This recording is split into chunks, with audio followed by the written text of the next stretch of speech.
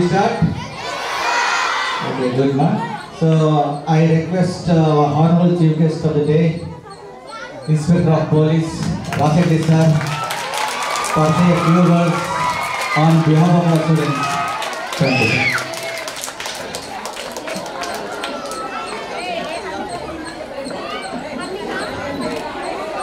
ఇంకా భయం వేస్తుంది మిమ్మల్ని అందరూ చూస్తుంటే.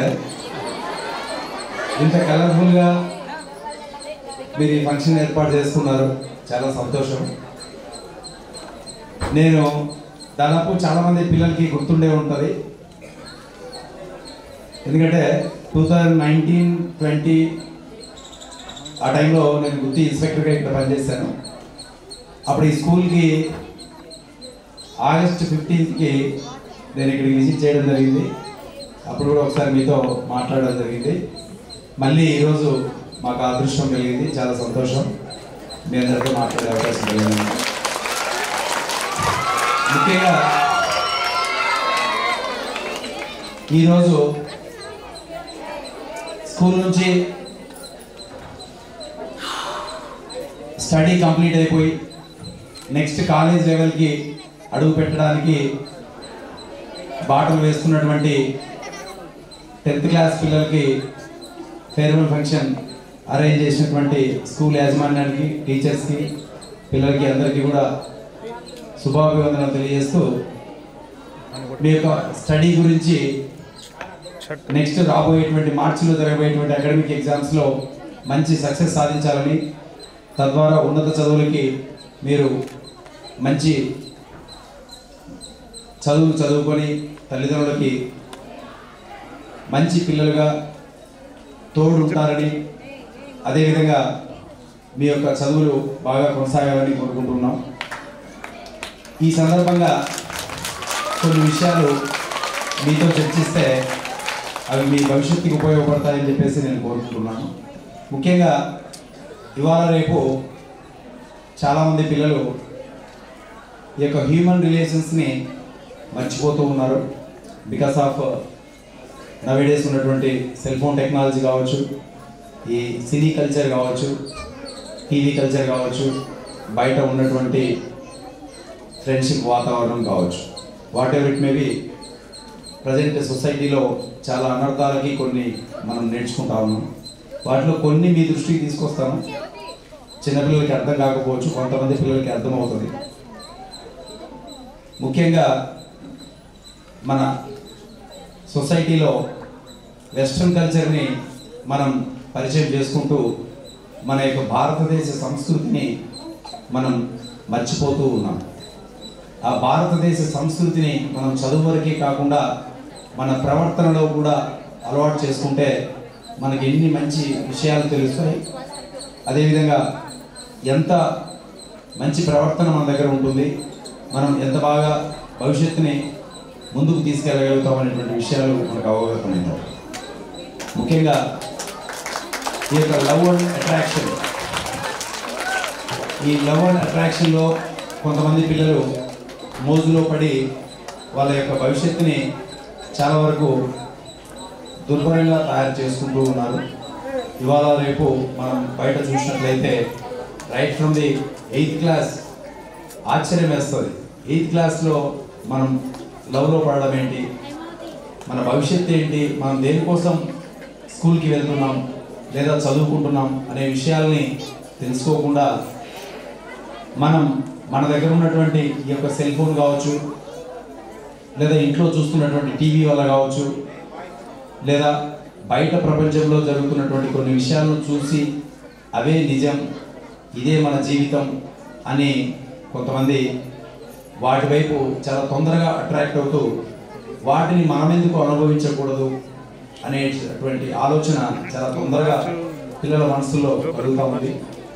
సో ఇది మనిషి యొక్క జీవితాన్ని చాలా చాలా చాలా నష్టపరచడమే కాకుండా మీ యొక్క తల్లిదండ్రులు మీ మీద పెట్టుకున్నటువంటి ఆశలు ఎప్పటికీ కూడా నెరవేరవు. అదేవిధంగా మీ జీవితాలు కూడా చాలా ఇబ్బందికరమైన పరిస్థితుల్లోకి వెళ్తాయి. ముఖ్యంగా మనం అబ్జర్వ్ చేస్తే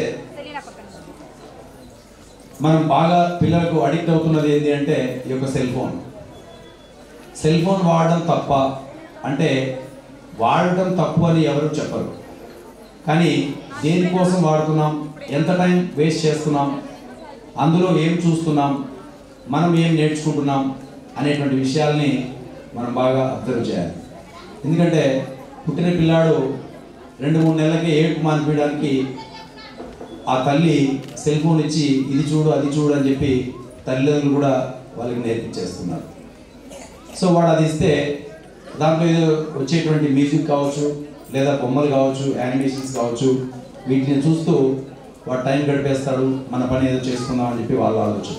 కానీ పిల్లలు దానికి అడిక్ట్ అయిపోతారు. రేపు పొద్దున వాళ్ళు ఉపయోగించాల్సినటువంటి టైం దేనికోసమైతే ఉపయోగించాలో దానికోసం కాకుండా ఈ యొక్క సెల్ ఫోన్ గురించే ఏడుస్తారు. సెల్ ఫోన్ లేకపోతే మేము లేము అనేటువంటి ఆలోచనలో పెరుగుతారు అనేటువంటి ఆలోచన తల్లిదండ్రులకు రావట్లేదు. పిల్లలు నాకేమొస్తుంది ఈ సెల్ ఫోన్ వల్ల అని వాళ్ళు ఆలోచిస్తారు. సో ఈ రెండింటి వల్ల మనం తల్లిదండ్రులమే కాకుండా పిల్లలకు కూడా నేర్పిస్తూ సొసైటీలో ఇది ఒక అడిక్ట్ అయిపోయి అంటే దురలవాటుగా మార్చుకుంటూ ఉన్నాం. మనం ఎక్కడ పిల్లల్ని కంట్రోల్ చేసుకోవాలి, పిల్లలు కూడా చెప్పినటువంటి మాటలు విని ఎట్లా మనం దాన్ని యూటిలైజ్ చేసుకోవాలి అనేటువంటి విషయాలు మర్చిపోతూ ఉన్నారు. ముఖ్యంగా ఒక చిన్న ఎగ్జాంపుల్ ఏంటంటే, నేను ఒకసారి బయట వెయిట్ చేస్తూ ఉన్నాము. ఒక ఆయన జాబ్కి వెళ్తూ ఉన్నాడు. జాబ్కి వెళ్తూ ఆయన సెల్ ఫోన్ చేతిలో పట్టుకొని బండి స్టార్ట్ చేస్తున్నాడు. ఏం బాబు షర్ట్ వేసుకోవడం మర్చిపోయావా ఏంటి అని అంటే, అరే షర్ట్ వేసుకుని మర్చిపోయాను సార్, ప్యాంట్ ఒకటి వేసుకున్నాను, సెల్ ఫోన్ పట్టుకొని క్యారియర్ తీసుకొని బ్యాంక్కి వెళ్తున్నాడు. ఆయన చూడండి, బాగా అబ్జర్వ్ చేస్తే సెల్ ఫోన్ తీసుకోవడం మర్చిపోలేదు, షర్ట్ వేసుకోవడం మర్చిపోయాడు, అలాగే జాబ్కి వెళ్తున్నాడు. అంటే మనిషిలో ఈ సెల్ ఫోన్ అనేటువంటిది ఎంత భాగం అయిపోయిందో మనం దీన్ని బట్టే చెప్పచ్చు. అది తీసుకోకుండా వెళ్ళడం మర్చిపోవట్లేదు, కానీ మనం వేసుకునేటువంటి షర్ట్ అయినా మర్చిపోతున్నాం, తిండి అయినా మర్చిపోతున్నాం, భార్యని మర్చిపోతున్నాం, పిల్లల్ని మర్చిపోతున్నాం, బయట ఉన్నటువంటి బంధువుల్ని మర్చిపోతున్నాం, ఇంటి పక్కన ఏం జరుగుతుందో మర్చిపోతున్నాం, మనం ఏం చేయాలి, ఎలాంటి ప్రవర్తన ఉండాలి, ఎలాంటి రిలేషన్స్ మనకు మెయింటైన్ అవ్వాలి అనేటువంటి విషయాలన్నీ మర్చిపోతున్నాం. అంటే శరీరంలో ఒక భాగం అయిపోయింది ఇవాళ రేపు. ఇంకా చాలా అడ్వాన్స్ అవుతా ఉంది ప్రపంచం. నెక్స్ట్ రాబోయేటువంటి రోజుల్లో AI, ఇది మీకు ఇంకా తెలియదు, ఇంకొద్ది రోజుల్లో తెలుస్తుంది. ఆర్టిఫిషియల్ ఇంటెలిజెన్స్, దీని ద్వారా మనం సెల్ ఫోన్ క్యారీ చేసే అవసరం కూడా లేదు. జస్ట్ నేను ఇట్లా పెట్టుకుంటే సెల్ ఫోన్ నాకు ఇక్కడ ప్రత్యక్షం అవుతుంది. సో ఇలాంటి ఇంటెలిజెన్స్ వస్తూ ఉంది. నేను మనసులో ఏమనుకుంటే అక్కడ ప్రత్యక్షం అయిపోతుంది. ఇట్లాంటి ఫీచర్స్ కలిగినటువంటి ఆర్టిఫిషియల్ ఇంటెలిజెన్స్ వస్తూ ఉంది. దీనివల్ల ఎన్ని పరిణామాలు, అనర్థాలు మనం ఎదుర్కోవాల్సి వస్తుందో ఫ్యూచర్లో మనం ఇంకా ఊహించనక్కర్లేదు. సో మనకు ముఖ్యంగా దేవుడిచ్చినటువంటి యొక్క బ్రెయిన్ని కంట్రోల్ చేసుకోగలిగితే మనం ఎట్లాంటి అనర్థాన్నైనా కానీ ఎదుర్కొనేటువంటి శక్తి మనకు వస్తుంది.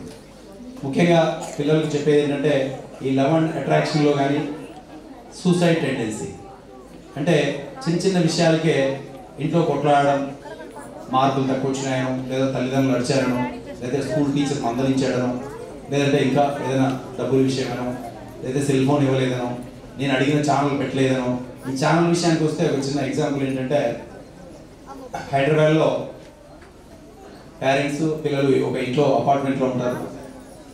చెల్లెలు తమ్ముడు ఇద్దరు కొట్లాడుకుంటారు. ఈ టీవీ ఛానల్ నేను ఒకటి పెట్టాలంటే నేను ఒకటి పెట్టాలి. వాళ్ళ మదరు పిల్లోడు చిన్నవాడని చెప్పేసి ఆ పిల్లోడికి నచ్చినది పెట్టుకొని ఏమవుతుందమ్మా అని చెప్పి చెప్తే, ఈ అమ్మాయి వెంటనే బెడ్రూమ్లోకి వెళ్ళేసి సూసైడ్ చేసుకుంటారు. జస్ట్ మ్యాటర్ ఆఫ్ రిమోట్ గురించి. అంటే ఎంత ఇదిగా మనం అడిక్ట్ అవుతున్నాం, ఎంత తొందరగా డెసిషన్స్ తీసుకొని మనం వాటిని అమలు చేస్తున్నాం అనేటువంటి విషయాన్ని గ్రహించండి. అక్కడ తమ్ముడు ఏదో ఛానల్ చూస్తే మనకు వచ్చే నష్టం ఏం లేదు, ఒకవేళ మనం చూడకపోతే నష్టం వచ్చేది కూడా ఏం లేదు. సో తల్లి తమ్ముడికి సపోర్ట్ చేయడంలో నష్టం ఏం లేదు. బట్ అక్కడ తీసుకోవాల్సినటువంటి డెసిషన్ ఆ అమ్మాయి సూసైడ్ వరకు తీసుకునేటువంటి ఆలోచన వచ్చింది అని అంటే మనం ఎంతవరకు ఈ యొక్క రిలేషన్స్ని లేదా మనం ప్రపంచంలో ఎట్లా ఉండాలి భవిష్యత్తు అనేది ఎంత ధైర్యం కోల్పోయి బతుకుతున్నామో ఒక్కసారి ఆలోచన చేయండి.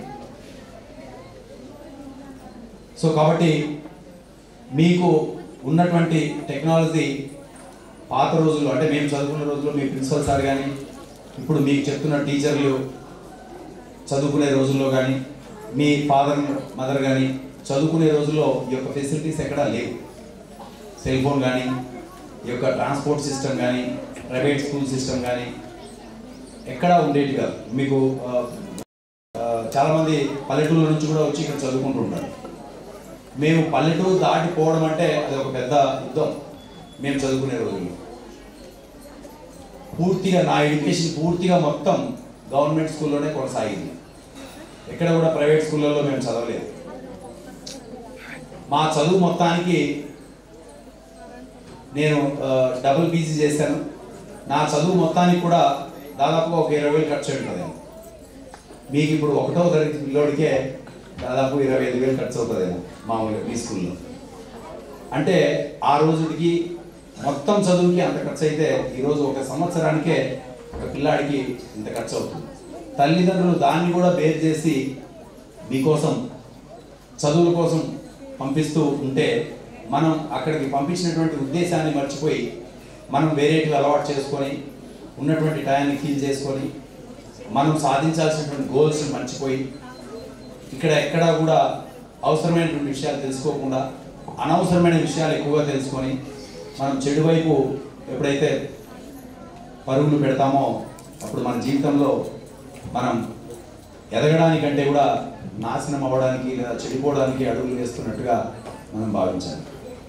సో ఎక్కడా కూడా ఇక్కడ టీచర్లు మీకు చెడు గురించి ఎవరు చెప్పరు, కానీ చాలా తొందరగా బాగా అలవాటు అయ్యేది ఏంటంటే చెడు. ఎందుకు? ఈజీగా ఉంటుంది, దానికి ఒక క్రమశిక్షణ అనేది ఉండదు, ఏది చేసినా చెడు అయిపోతుంది. అదే మంచి అంటే చదువుకోవడం లేదా మంచి లక్షణాలు గుణాలు ప్రవర్తన ఇది కొద్దిగా కష్టంతో కూడుకుంటుంది. ఎందుకంటే సిస్టమాటిక్ లైఫ్ అనేది దాంట్లో ఉంటుంది. ఫర్ ఎగ్జాంపుల్ ఒక పేరెంట్ మార్నింగ్ 5 లేసి చదువుకోమ్మా అంటే చాలా కష్టం. అదే నైట్ సెకండ్ షోకి సినిమాకి వెళ్ళమ్మా అంటే అది చాలా ఈజీ. అందులో బాగా అబ్జర్వ్ చేయండి. మార్నింగ్ 5కి లేసి చదువుకోవడం చాలా కష్టం. నైట్ 9:30 సెకండ్ షోకి వెళ్ళి నైట్ 12:30కి ఇంటికి వచ్చి పడుకోవడం చాలా ఈజీ. ఏది కష్టం ఇక్కడ? మనం బాగా అర్థం చేసుకుంటే సినిమాలో నువ్వు చాలా కాన్సన్ట్రేషన్ చేసి 3 అవర్స్ నువ్వు అక్కడ చూడాలి. అదే మార్నింగ్ వరకు పడుకొని 5 o'clock లేసి జస్ట్ నువ్వు ఫ్రెష్ అయ్యేసి అలాగ 1 గంట సేపు చదువుకుంటే నీకు వచ్చేటువంటి లాభం చాలా ఎక్కువ. 3 అవర్స్ అక్కడ కాన్సన్ట్రేషన్కి ఇక్కడ ఒక 1 hour ఎర్లీగా చదువుకోవడానికి ఎంత డిఫరెన్స్ ఉంటుందో చూడండి. అది కూడా విచిత్రం ఏంటంటే మనం ఒక 200-300 మనం డబ్బులు ఖర్చు పెట్టి మనం ఇంట్లో కాకుండా వేరే దగ్గరికి ఎక్కడో మనం ప్రయాణం చేసి వెళ్ళి క్యూలో నిల్చొని టికెట్ సంపాదించుకొని సినిమాకి వెళ్ళి కూర్చోవాలి. అక్కడ పెట్టేటువంటి విపరీతమైన సౌండ్లన్నీ మన కర్ణవేరిని పగలగొడతా ఉంటే కూడా మనం అనుభవించాలి. సో ఇది అక్కడ ఆనందం. ఇంట్లో ప్రశాంతమైన వాతావరణంలో పొద్దున్నే లేచి మనం ఫ్రెష్ అయ్యేసి కాఫీ తాగి మనం చదువుకోవడం చాలా కష్టం. Am I right or wrong? So మనం చదువుకోవడం కష్టం అని ఎప్పుడైతే భావిస్తామో అప్పుడే మన యొక్క పతనం స్టార్ట్ అయిపోయినట్లు లెక్క. ఖాళీగా కూర్చొని చదువుకోవడం, అర్థం కాకపోతే టీచర్ని మరొకసారి అడగడం. ఏముంది తప్పు అందులో? ఏముంది కష్టం అందులో?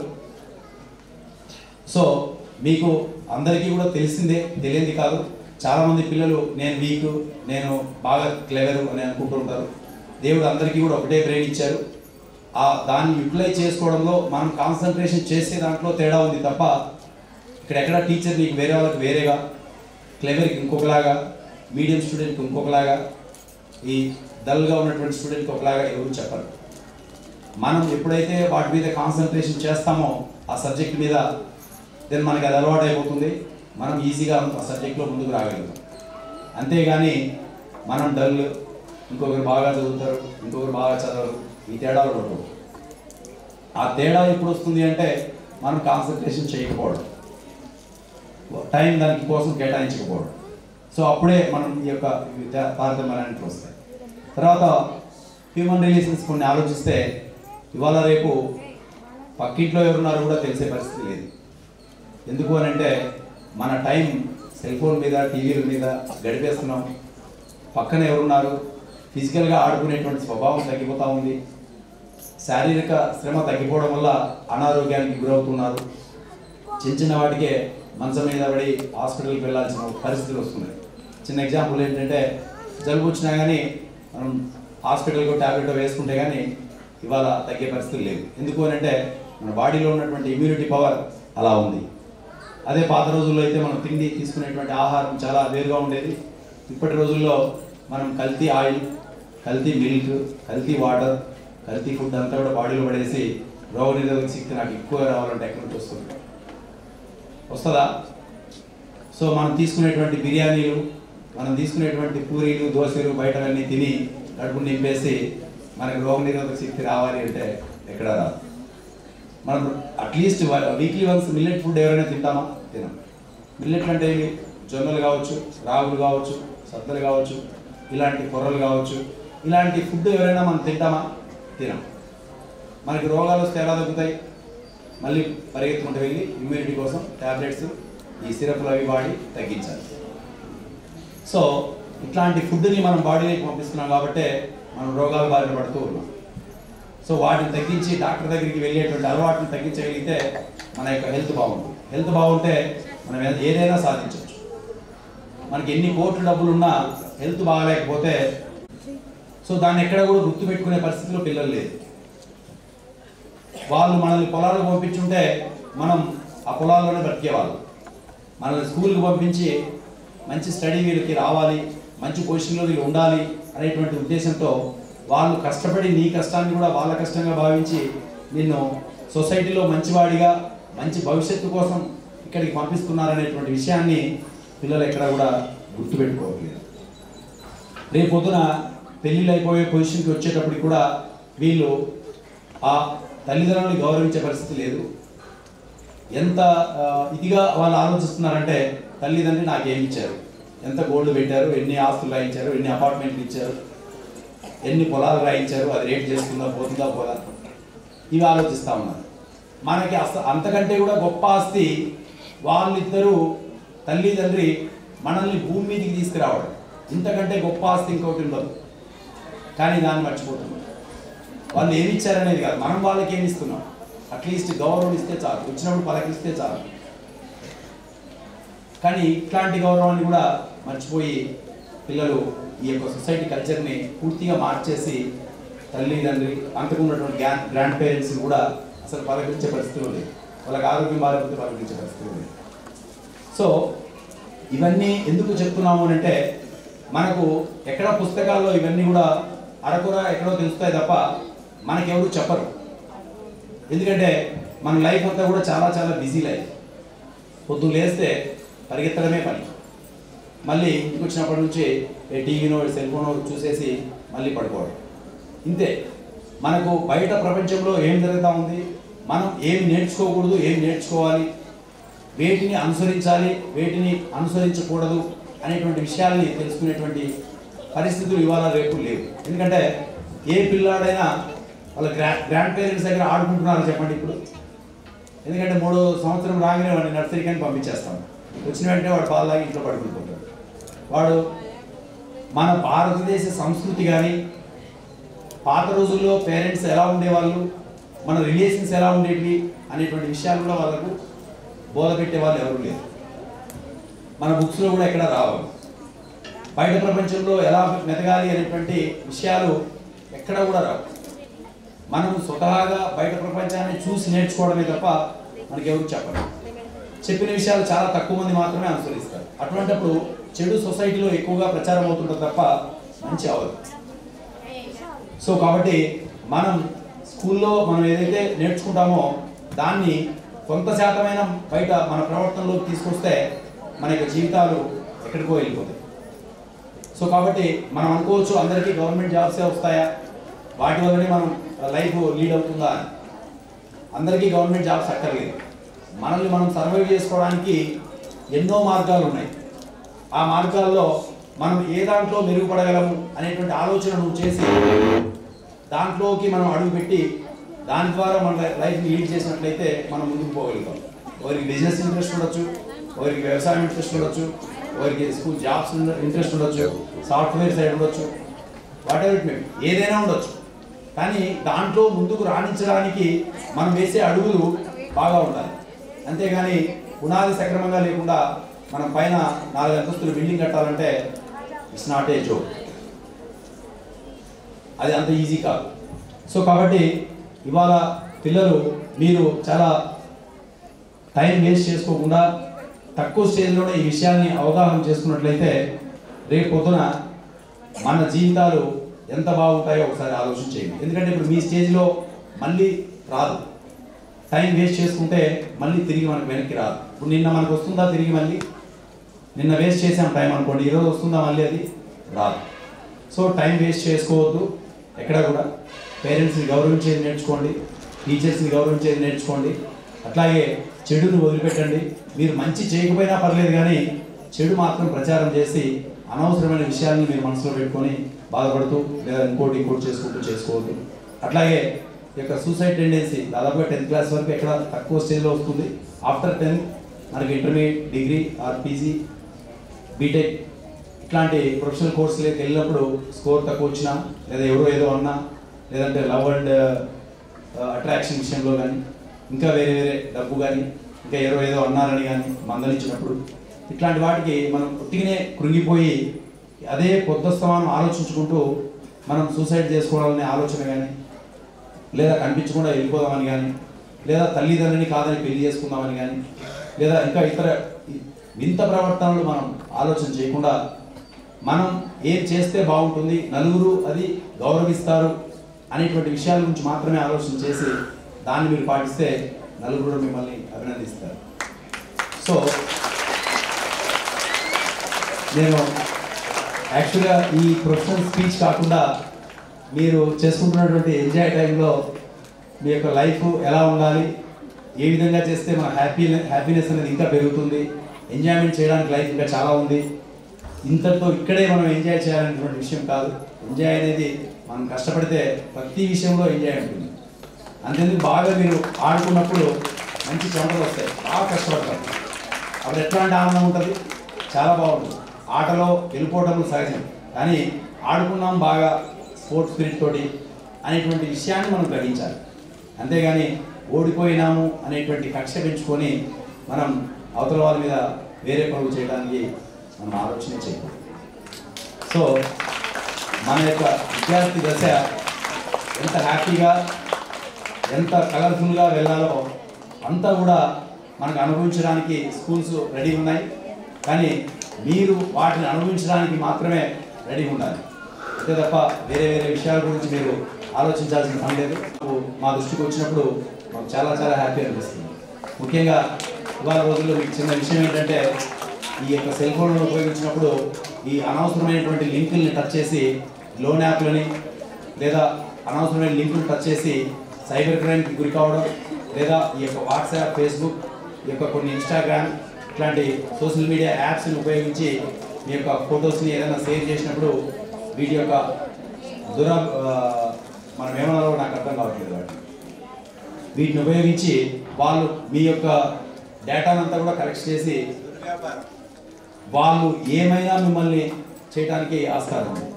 ముఖ్యంగా ఇటీవల మీరు చూసింటారు ఒక యాప్, అది గేమ్ ఏంటది, మీరు బాగా ఆడుకుంటారు.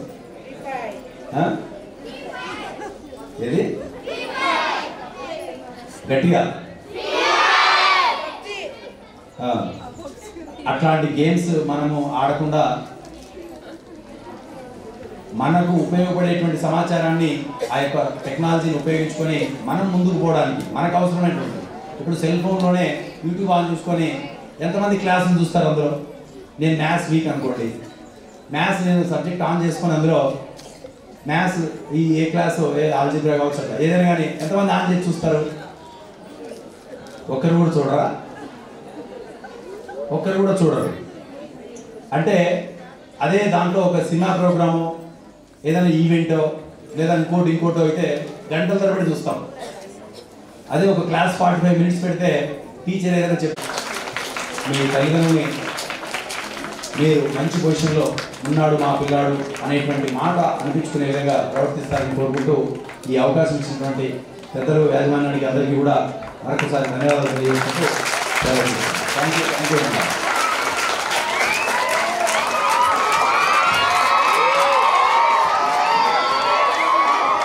Thank you very much, sir. Thank you very much for your valuable and inspirational words. So I believe these words will ignite them, sir. Thank you, sir.